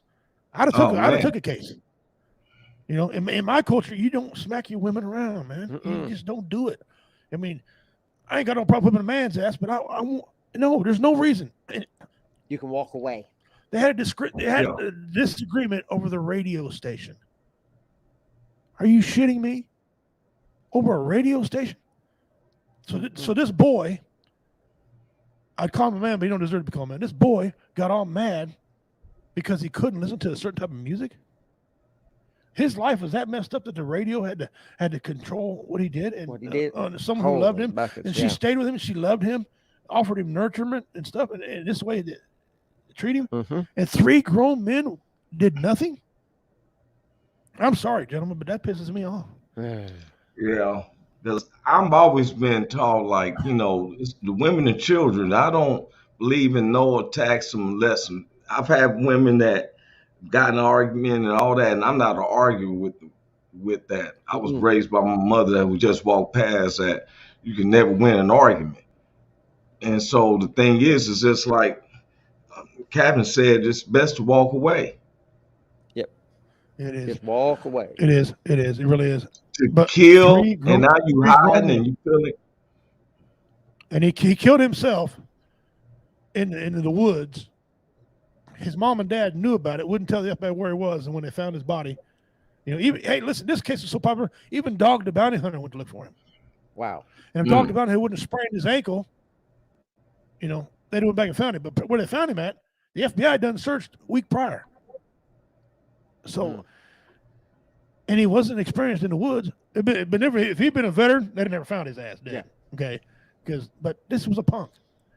And so anyway, I don't mean to derail off that, but I got a real problem with that. 3 men, and nobody had anything to protect us. This little girl had nobody to turn to. She died. This guy choking her. He died, and you said earlier to start the show, suffocation is one of the leading things in suicide. Yeah. It's also one of the leading cases of murder. Murder too. Yeah. And choking somebody. All I know is the 3 of us we'd have did weekends in jail because he'd have got his ass whooped. Well, I almost got a guy in Big Biscuit in Liberty. Okay. About I took the wife and daughter out there and we were getting ready. It was probably about 3 years ago. And we come out of the Big Biscuit and getting ready to head home. Been down there on a dance competition for my daughter, something like that. Anyway, come out of the Big Biscuit and this woman is screaming in her car. And this dude is in there roughing her up. And my daughter looked at me and I looked at my daughter and I says, call 911. And I walked over and I said, ma'am, are you all right? And she just crying and mascara running down her face. And she was just a mess. And yeah, I'm okay. Do you need some help? Do you need to go somewhere? And this dude over on the passenger side is telling me to go away or he's going to get out of the car and come around and he's going to kick my ass. And I didn't leave. I said, ma'am, are you sure you're okay? Yeah, I'm okay. I said, I don't think you are. And he gets out of the car and slams it and come on. And I'm looking up at him. And my daughter's on the phone with the police. And they're asking her so many stupid, ridiculous questions. By the time they would finally get an officer dispatch to come over there, he'd already mopped the sidewalk and the pavement with me. But I wasn't going to go until she told me it was all right, that I could leave and everything was okay. And I said, I've done my part. Then I backed away because the minute she's wanting help, and then this is why a lot of guys wind up not approaching something like this. She's the victim. And you're walking over there, okay? And then all of a sudden, she turns on you, and you've become the aggressor, and then she's defending him. And that's what happened in this situation outside Big Biscuit. And I thought, okay, I've seen this before. I've seen this. I just, you know why they do that? Because they're scared. They're scared. They're scared because they know they got to face him later on. And they don't want the aggressor to think, well, you didn't do nothing, well, you must like that, whatever the people think. Well, but the moment that my daughter says the police are on their way, Dad, he hightailed it around the back end of his car. He got himself in that passenger seat, and they backed out and took off lickety split. And I thought, he wanted to get out of there because he didn't want them running a check on him. Yeah, he's a punk. Yeah. He's a punk. Yeah, he's a punk. He's a punk. He's a dirtbag, and he wanted to get out of there quick because the man was probably wanting him already, and he knew it, and so he didn't hang around. What would have made him dangerous? If he said call the police, he said good. Yeah. Oh, Oh, He don't care about the police coming. That guy's But off see, the rock. that is a scary situation because you would have to just run in their house if we seen that. If we was in the house and dude was just jumping on his woman or something. You said 3 guys there. I don't think I can intervene if it's a domestic unless a woman is saying screaming out, he's trying to murder me or something like that. You know, remember the guy in Cleveland? He was up there eating at McDonald's and he kept hearing somebody screaming, "Help me," right? And he tried to ignore it because he didn't want to get involved with somebody's domestic situations. But it turned out that lady was kidnapped for 5 years. Remember that? The guy down there in McDonald's. Oh, yeah. Yeah. The guy had kept her in there for 5 years in a chain and stuff, her and 2 other women. And she got loose enough to get by that door and she was screaming. And the guy, the perpetrator, was down there at McDonald's eating a quarter pound of value meal. Remember? It was but if the guy didn't, he was going to ignore it because he thought it was somebody's domestic problems going on. So it's a catch-22 on how you approach it. It is. It really is. I'm that guy though. I'm the guy that's going to help her, kind of because I'm looking for a confrontation anyway. You know, I got that mentality, so I would probably run right in there and do what I need to do. But it's because I grew up with my mother getting knocked around and beat up. So to me, if a woman needs help, damn it, I'm helping her. You know, all that Marine Corps training. What am I doing with it? I'm definitely going to at least go and say, "Are you okay?" Yes. Try and pick up on something. And what you did was actually better because you ran interference. You got him to stop. You didn't have to get physical. You got him to stop, and then I'm sure the cops tracked him down and did their thing. Oh, they probably did. Let them worry about it. So you actually, I kind of agree. You did. You know, you kind of. Well, he knocked at the window and asked her, "Ma'am, are you all right?" You know. Now the guy, he getting out. You never know what you're getting out to. You don't know what you're getting out to, and he could have came out with whatever. You know what I'm saying? And you about to put something on his mind. But like he said, now the woman is like, hey, you know, I had a family member that their dude be jumping on her, and the family be like, hey, go over, because I was against that too, because my mother. Until I took a stand, I was a teenager against my stepfather. Yes, I did too. But we had that family member that's getting beat up and stuff, and next thing you know, she don't want none of us to go mess with the dude. About 2 weeks later, she back over there. And what gets me is when they making excuses and stuff. Girl, exactly. This man don't love you. He hit you in the head with the hammer. It didn't hit me with the claw part. They hit me with the claw part. Yeah, you know. He used the handle. He just used the handle. You know, so some of that stuff is crazy, man. You know, it is. But you know, I guess it comes down to whatever situation calls for. That's probably what you should do. I mean, just some people are scared, some people are not. But they had 3 men there, and this guy was 160 pounds. None of them checked on her. None of them couldn't do what the commander did. Walk up and say, "Hey, you all right?" One of them was 6'3", 260. 6'3", 260. He gets your attention when he has to. You know, Hey, you all right? So anyway, all right. We're gonna do our trivia question. All right, this is worth 10 entries in the mystery box. A trivia question. The balloon on the Wizard of Oz. The balloon in the Wizard of Oz. You've done the Yellow Brick Road. I can't even read my own damn thing. The balloon in the Wizard of Oz. What did it say on the side of it?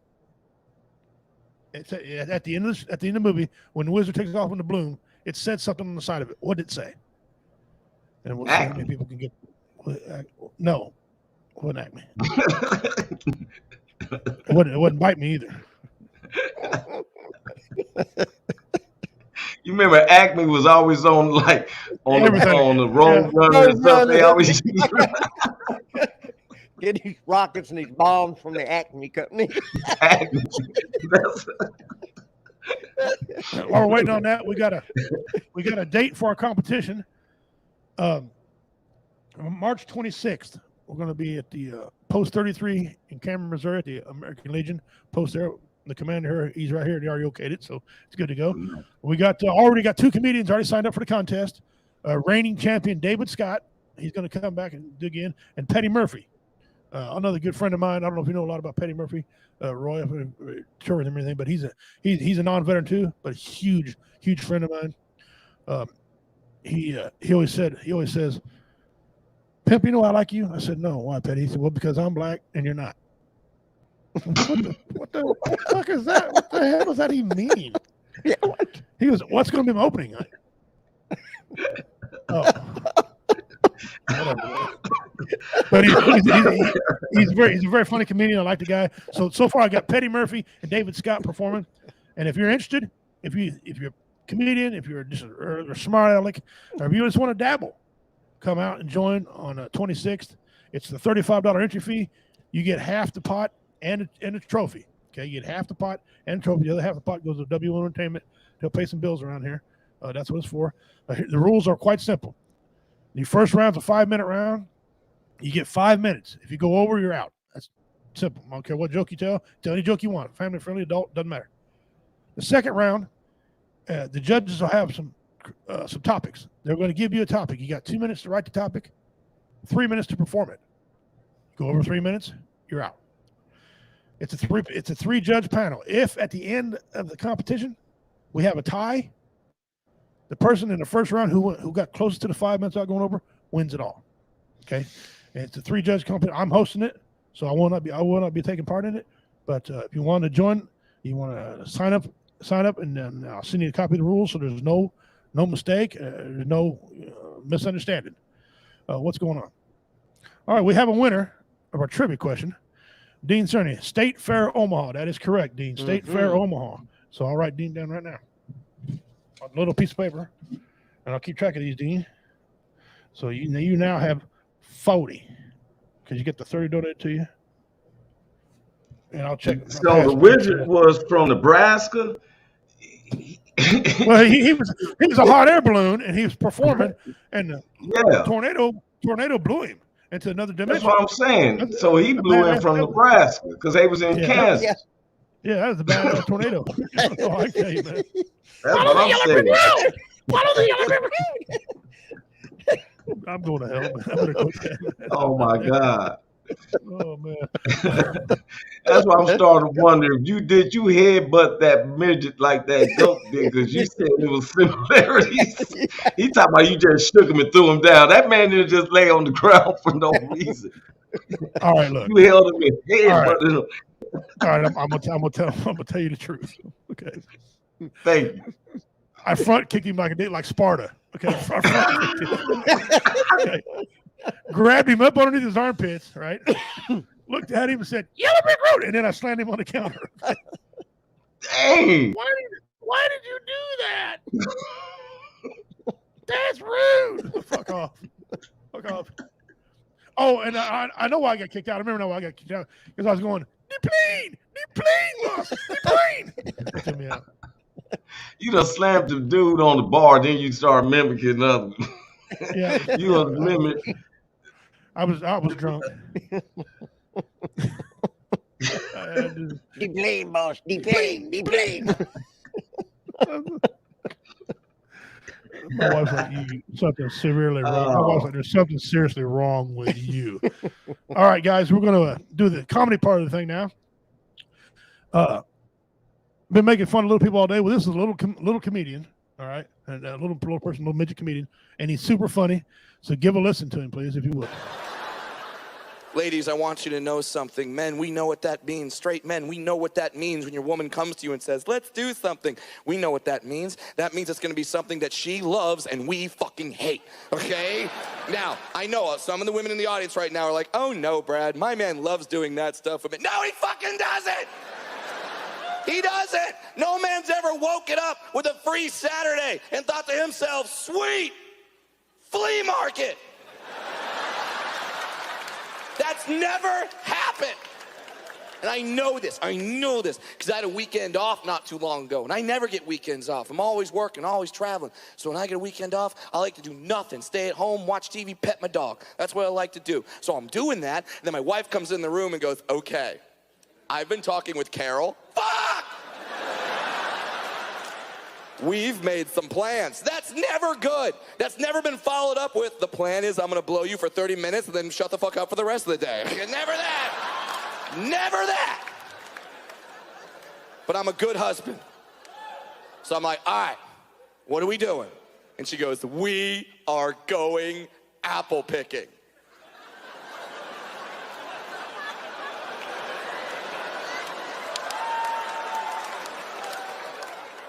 You want to take your midget husband's apple picking? There. Audience of this love impressions. Allow me to do an impression for you. Here's my impression of me apple picking. Ready?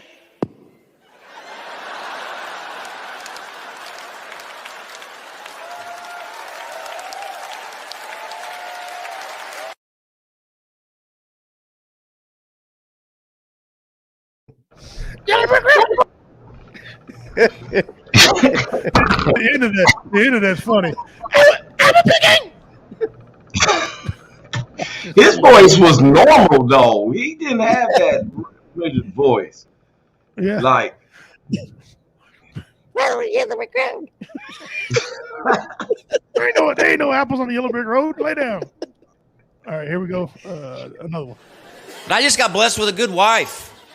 Not every guy has a good wife. Sorry.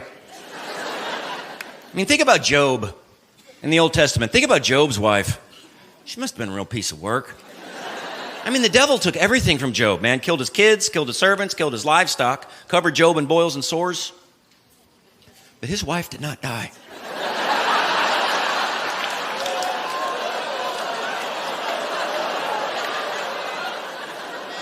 That's saying something right there, isn't it?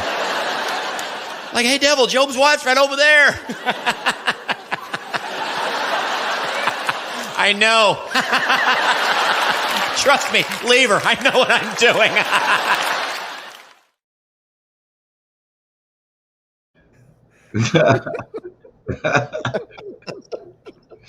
took everybody except the wife. Devil, I don't want to do her. All right, we got one more here. Unlike the poor Canadian snowboarder in 1998 Olympics, they took away his medal because he tested positive for marijuana, which is kind of redundant, number one.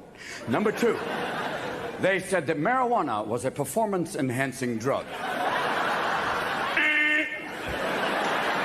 Marijuana enhances many things. Colors, tastes, sensations, but you are certainly not fucking empowered. When you're stoned, you're lucky if you can find your own goddamn feet. The only way it's a performance-enhancing drug is if there's a big fucking Hershey bar at the end of the run. Oh, yeah. And then you'll be like a Swiss ski jumper going, I'm there!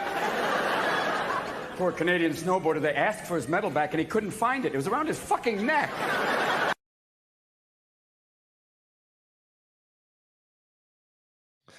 Man, what's up with the fascination with the midgets today? It just happened to fall that way. That's what it was, man. It just happened to fall that way. And all right, women, this is for the ladies out there. Ladies, tell me, and men too, tell me if this is true or false. Okay. True. The reason that women live longer, Mark, let me tell you, it is because we are stronger and we are happier at the end of the day than most men. And that is factual, and you know it. When men are married to women who scream like you, they just want to die sooner.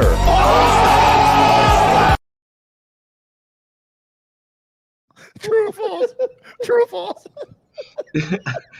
It must be true. Look, she didn't have no comeback for that. I'm getting beat up when I get to the house. Oh, you didn't know what you was getting when you signed on, did you? How long have you had this obsession with midgets now? I did a survey. Sampling session here. Man, you know, it reminds me of that story about that gynecologist that had a long day at work, and he came home. His wife was in the negligee, and he walked in the door and said, "Whoo, darling, if I see just one more."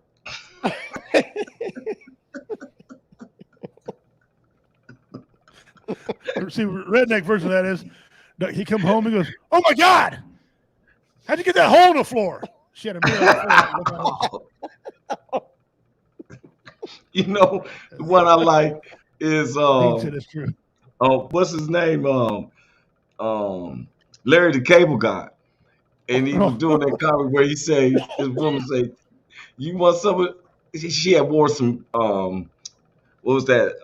Her panties, crotchless panties, and he said, "She said, you want some of this?" He said, "Hell no! Look what it did to your drawers."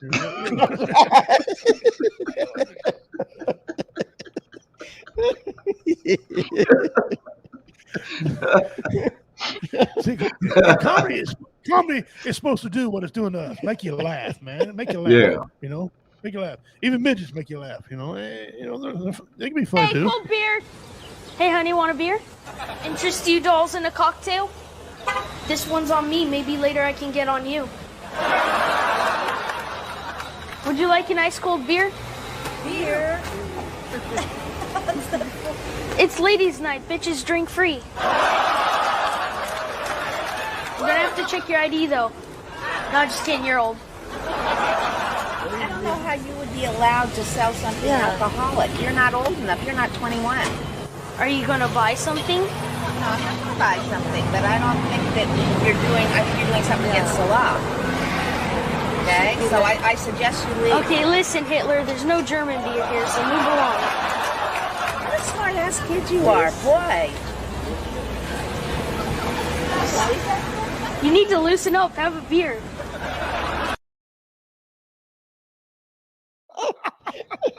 Ain't no German beer. No German beer. All right. I played that because I want your reaction for it. Man, you come upon that little kid, right? He's talking like that. What? All right. What do you do? For one, I'm like, okay, what the really is going on? You know, it got to be a hidden camera, but it was the way he talked so fluently because he said, "Bitches get the drink free." I like when he told that old lady, "I need to see ID." The old lady, that's what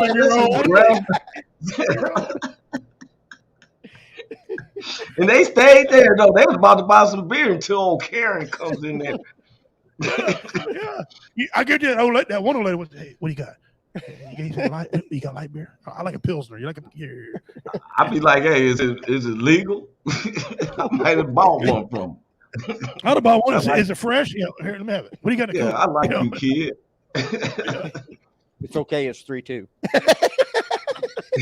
Probably. I mean, they can't give me no charge. You can't charge me for buying beer from a minor. What that have to do with me? That's a minor. How would they charge you? You can't sell beer to a minor. You can't give beer to a minor. But can a minor sell to you? Can a minor sell me beer? Yeah. See, that's what I'm saying. That's an interesting question. Can you buy beer from the minor? Because if the police come, I'll be like, "Man, that's him. You need to be arresting him. I'm buying the beer from him. I ain't buying him the I'm beer." legal. Yeah. Come on. That was funny. I seen it the other day. I was like, "Oh, I gotta show this one." That was that kid right there. My wife's like, "Wow, whip his butt." Why? He's an entrepreneur, man. I mean, give the kid a break, dude. He's trying to it ain't easy. It's his parents who got him into it. Somebody had to buy the beer of age. So they probably were ones who teach him. Hey, nobody ain't drinking no Kool-Aid no more. Lemonade stand, get some beer. Everybody drinks beer. Everything's too damn stressful. Instead of arresting people for molesting children 24 times, I would rather the dad walked into the room, found a person molesting that child, and blew his brains out. I would rather that the lady in Massachusetts last month who was taking her daughter to soccer, who was carjacked by a recidivistic maggot who'd been in the prison system all his life but was let out again because we feel sorry for him. Maybe he had a bad childhood. Instead of her being hijacked and murdered, I'd rather she just shot the bastard dead. But in Massachusetts, somebody decided she can't do that. So she's dead. I would rather she was alive and the carjacker was dead. I'm weird.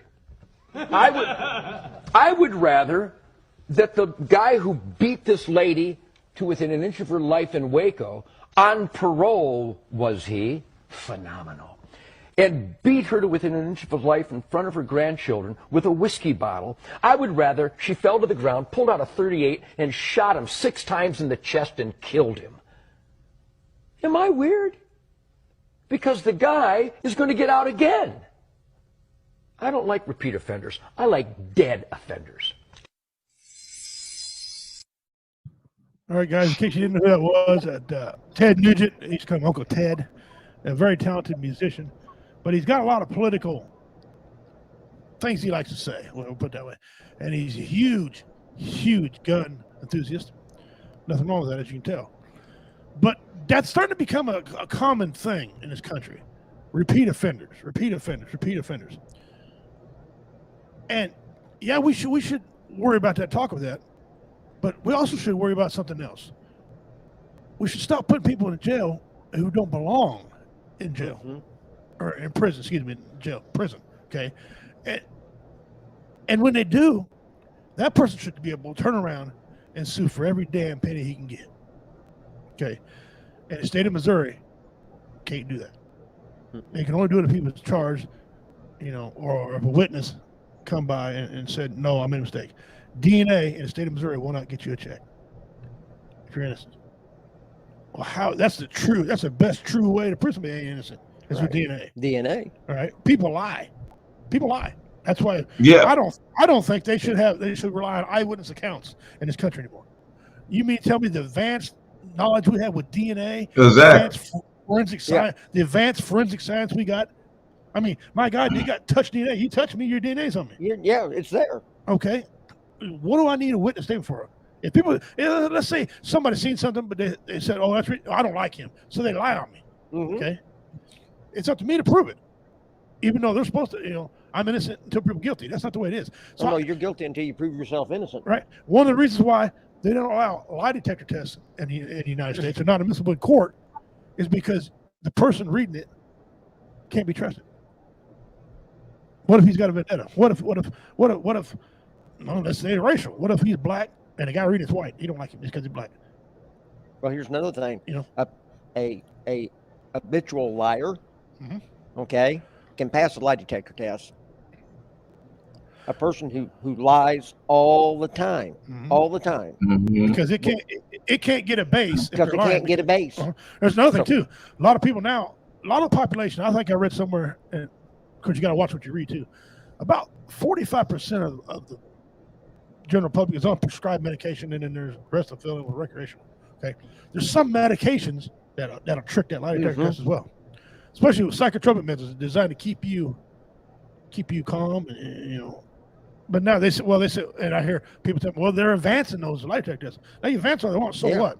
So what? They're not admissible in court. I mean, I ain't taking one. I ain't never gonna take one. But that DNA, you can't lie. That's foolproof. You can't lie. I know that there has been a case or two where someone's had similar fingerprints. That's 99.9% proof. but the blood, you ain't matching that blood. No, it ain't gonna make no difference how much you look like. Even identical twins don't have the same DNA. No, they do not. So I found that interesting. So, Roy, you've been involved in issues, through the courts and seen a lot out there West Coast. And shout out to all you guys about Long Beach watching us today. Appreciate y'all tuning in. What's your opinion? You think they ought to get rid of eyewitness accounts in this country? Well, sometimes though, and I wouldn't, especially when a person say they can identify somebody in a blur of a second or something in the car. DNA, and this is what I say, man, and everyone know, America has been collecting DNA since they started keeping births, umbilical cords, and placenta. They tell you when you have a child, they're getting rid of it, but they don't. They keep it in what they call a DNA library. This started like in 1946, 1950, where they can start keeping it. So they know if your DNA, forget the eyewitness accounts, like you said, give me a truth to tell. They got medicines. They don't have to even use that machine. Give you something, and you can't help but confess. Commander, I know you know of situations like that. You can get, even if you have to look, if you will tell the truth, what they call that, waterboard the person for about 30 minutes, and they gonna tell you the truth or not. If that motherfucker can tell he didn't do it, then he didn't do it. I guarantee you, us veterans, we know some torture techniques, right? That these tough guys. You won't let me talk. Oh yeah, I have ways of making you talk. Shut the door. Hey, what are you doing? Sure got a pretty mouth, boy. Hey, Mike did it. Mike. Yeah, somebody gonna tell some. I be thinking of like how Wu-Tang said, we'll glue their eyelids up and keep taking their pictures with a Polaroid. Dave Chappelle said the same thing. Look, Mike, I'm not going to jail for you. Yeah. Listen, brother, you need to look. I'm not a snitch. I'm not saying I'm a snitch. I'm just saying if you fall down several times and hit your fucking head, you don't know that I'm a snitch. Exactly. Who shoots up under your fingernails and light them? That's right. Oh yeah, I forgot my light part. Yeah, Yeah, smack them with a hammer. Uh-huh. Yeah, one of my favorite ones to do is get them in a chair like this, duct tape their legs around the legs of the chair. See their legs to the legs of the chair, duct tape them. Right, make sure that they got no feet, no boots on, and just take a hammer, and start smashing their toes until they're done. They get 10 chances to tell the truth. Before you can swing that big toe, somebody better you say something. Oh, yeah, that pinky but toe. see, Ted, the guy Ted though, Ted was, and this is why I tell people sometimes it's isolated situations. Now, I've never understood why they walk a child molester to the car so peacefully. If they start whooping some of that ass, I'll be feeling like justice is kind of equal sizing it up. This country right now is going down with this pedophile island and that lady. I can't say her name. Oh, yeah, gotcha. Yeah. Maxwell. Yeah, all this stuff. There's so many people that's involved in this pedophile. I was molested as a child. A lot of people don't know this about me. I was molested when I was a child. This is the thing that pisses me off. The law enforcement will worry about somebody stealing a Snickers bar, run him down. Somebody steal a toolbox and shoot the son of a bitch, but they won't go get the pedophile that they know is in their city. Yeah. They know their address. I'm like Roy. I've got no use for these people. This is a bad thing I did one time, but I was a prison guard, and I had to watch one of these people. He was in the hospital. He was getting care. Right? I had to watch him. I told Lieutenant, I said, I'm a team player. I'll do whatever you want me to do, but understand something. I'm doing this under protest. Okay. He goes, I know your situation, but take care of him. I said, okay. I get there, and this guy's whining to the nurse. Can I get a cup of coffee? All the time, just keep wanting things. She asked me, she goes, what do you think? I said, he ain't getting shit. Okay. I grabbed his remote control and his TV and I turned it to Sports Center, right? Just to piss him off. And then I put the remote in my top pocket. Okay. His family come up. They were sneaking up and seeing him in the hospital. They were not allowed to, right? Mm-hmm. I shut his door and locked the son of a bitch. Only a nurse could come in and out for the whole 8 hours, man. He filed all kind of grievances on me. And the lieutenant said, did you do all that? I said, I absolutely did all that and more, sir. He goes, what do you want me to do about it? I said, well, you're the lieutenant. What are you going to do about it? He said, well, I'm going to send you back down the hill and not mention it again. I said, okay. But was I right? Was I wrong? Well, no, you wasn't wrong. I mean, you was religious, but guess what?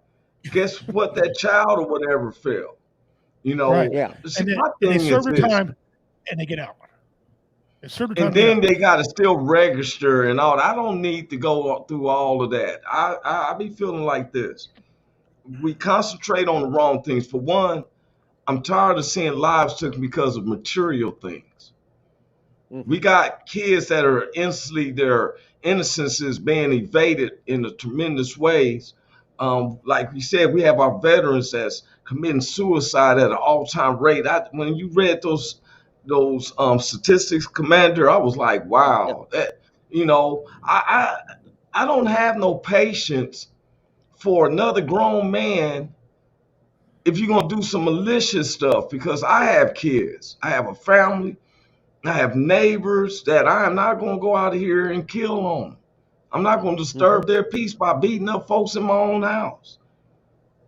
But when you're letting people out prison, the people, like you said, the ones that don't even need to be in there isn't in there. How can a guy who went up there and murdered somebody and back out again and around weapons and stuff like that? What are we thinking? You shouldn't even be let out to society. You've been in there 20 years. You should not be let out society to your family for a birthday. You need to go through a transition. And Right. stuff. Yeah. And these families need to be saying, these families need to come to reality. If your family member is doing all this, you need to quit being, oh, that's my 11th son, I love him. No, you can love your son. Yeah. Go ahead and love him. But the reality is this, ma'am, if your son comes out here or your daughter, they come out and they hurt somebody else, they can't be part of society. No. We can't, and you can't ask us to accept that type of behavior. Yeah. It's just not Yeah. right. It's just wrong. It is wrong. Guys, it's been a great show tonight. I thank Roy Anthony, a good friend of mine, he's a comedian. He movie star. I call him Hollywood. We call him Hollywood. Yeah. Hollywood. He's still Tragic Commander for real. Yeah, he still sucks. But listen, but Roy's on W Entertainment, and you can catch him on Roy Anthony Show. It's a conversation, not a confrontation. Catch him Tuesdays and Thursdays at 12 noon. Great dude. He always has something to talk about. If you don't like it, don't throw a fit. Just skip it to next week. He's got a different topic every week, and I guarantee you guys, he's got some information somewhere in his message that you need to hear. Yeah. But what I'm getting at is this: if you're out there right now and you're watching this show, you know how we feel. You are not a burden. Don't ever feel like you're a burden on society, because you're not. Someone loves you, someone cares about you, and damn it, call me. If I can't make you laugh, I'll find somebody that can. Or if I can't tell you about the gospel, I got some people in that area that can tell you about the gospel. If that's your thing, I'm not religious, but I'm spiritual. I pray. I pray to the Great Spirit. I got a cleansing fire. I do my thing. Roy, I promise you, Roy is a spiritual individual. He'll talk about the Bible during the show. He can help you. Oh yeah. 22 a day, and now the pandemic, the numbers are officially going up. But 22 veterans a day commit suicide in this country every day. And a lot of them always tell me, Richie, I feel alone. I feel by myself. Well, you're not. Brothers and sisters, you're not alone. You're not. We got people that love you. That's right. People love you and help you. And our teens out there, guys, 12 teens commit suicide every day. That's the second suicide rate. Veterans and teens. 12 teens. A teenager. My God, life ain't even there yet. Ain't even started to live life. Don't even know what life is about yet. You guys got so much ahead of you guys. We need some people to grow up and run this country. Okay? Us old heads, we're going to get old. We're going to get to the point where we're going to be in the VFWs playing cards. Shut up. We don't care. It's up to you guys to take care of things. We need good quality people. We need teenagers to grow up and make this country right. Everybody talks about make this country great and all this. That's what you got to do. You got to make this country function. Okay? We need you guys. We love you guys. We love your teens. Love your veterans. Love y'all. We do. We don't want nobody killing themselves. I would rather spend 3 hours talking to you on the phone or doing a video with your live chat than 30 minutes at your eulogy. Yeah. It's just not worth it, guys. Yeah. It's not worth it. So, on behalf of Roy Anthony, thank you, sir. On behalf of the commander. Thank you. Nice meeting you and kicking it with you, Commander. I appreciate you. Yes, Redneck, you know, much love. I'm glad, looking forward to coming and kicking with y'all again, man. Yeah. Okay, looking forward to it. Matter of fact, before I get out of here and say this, Roy and I are going to be part of a roundtable football discussion. Right. We're going to send a link. Anybody else wants to come in there? We're going to come in there. We got some of our friends from VRS. We got some of our friends from BV Nation coming on. Okay, we're going to talk about the playoffs. We got 2 championship games we're going to talk about and give our predictions for the Super Bowl. We have stats. We have some pictures. We got things. Roy's still going to suck because he's mad because his Raiders ain't in it. But hey, at least they made it to the playoffs. They made it to the playoffs. But so tune in 7 p.m. Central Time. Right here on the Woe Entertainment Network, you see Roy and I. And if you want to come up with you're obviously invited, of course. Come on, Commander. We'll talk about the football stuff. But that's it, guys. That's what's going on. Again, don't forget March 26th. American Legion Post 33, Cameron, Missouri. No, 26th. Oh, you said March 26th. My bad. Yeah, March 26th for the American Legion. Yeah, the 28th is for us. Friday. Okay. Yeah, Friday. Yeah. The 26th, will come out there. It's the last comic standing. You get a trophy and half the pot. You win. Sign up. You get the rules. Come out meet David Scott, Petty Murphy, myself, Commander, going to be there. Or if Roy ain't gonna do, he'll probably come out. Who knows? But I try to be one of the judges. Yeah. I like to be one of the judges. You're in. You signed up. There you go. He's one of the judges. Okay, I signed up. You're one of the judges. The commander here is going to be one of the judges because it's his building, so he has to be the judge. Yeah, so, me and Commander going to have some fun. Trust me. We're going to rock that night. You seen how we run it. You seen how we ran pretty good, man. Oh, yeah. Pretty smooth. Oh, man, great. Yeah. Well, anyway, on behalf of everyone at Blue Phoenix and Athens and everybody, thank our sponsor, Hot Boxing with Matt. He's Operation Veterans Barbecue. Thank you, sir. I'll be calling you later on, talk to you, give you a report, and let you know things. I'm Redneck Pimp. God bless y'all. Dona Dagahoy. Osta Ulsabi. Commander, go in peace. See you.